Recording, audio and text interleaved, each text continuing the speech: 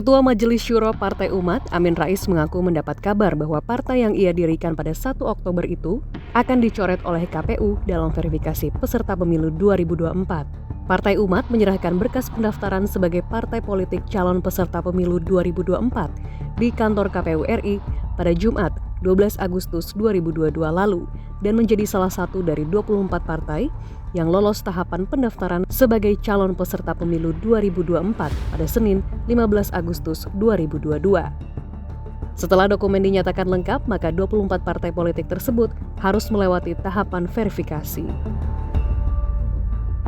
Amin Rais menyebut ada gigantic power alias kekuatan besar yang berupaya menyingkirkan partainya dari pemilu 2024 melalui tahapan verifikasi di KPU. Amin Rais mengaku mendapatkan informasi A1 bahwa KPU akan meloloskan semua partai baru dan non-parlemen kecuali Partai Umat pada Selasa 13 Desember 2022. KPU diduga mengintervensi di beberapa provinsi dan daerah untuk meloloskan partai tertentu. Di Kota Mobugo, Sulawesi Utara misalnya, menurut Ketua Umum Partai Umat, Ridho Rahmadi, 2 anggota partainya dimintai data tanpa memberikan kartu tanda anggota. Setelah ditinjau, ia menemukan data kedua anggotanya masuk sebagai anggota Partai Kebangkitan Nusantara. Amin Rais menuntut agar seluruh hasil verifikasi yang sudah dilakukan KPU terhadap partai baru dan non-parlemen segera diaudit oleh tim independen. Lalu, hasil verifikasi tersebut dapat dibuka kepada publik secara transparan.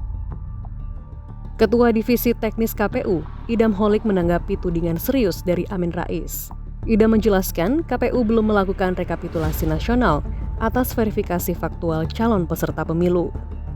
Rekapitulasi nasional itu baru akan dilakukan pada hari ini, Rabu 14 Desember 2022, pukul 13 waktu Indonesia bagian Barat.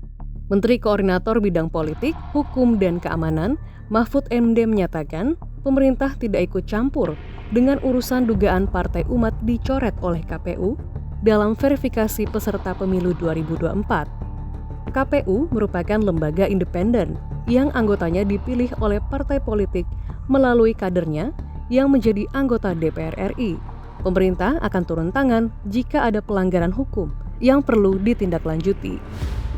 Kemungkinan sumber A1 yang dimaksud Amin Rais adalah sejumlah organisasi masyarakat sipil, misalnya Forum Informasi dan Komunikasi Organisasi Non-Pemerintah atau FIK-ORNOP, yang menemukan dugaan kecurigaan yang dilakukan KPU Provinsi Sulawesi Selatan. Dugaan kecurangan tersebut terjadi ketika proses rekapitulasi data hasil verifikasi faktual yang dilakukan secara berjenjang.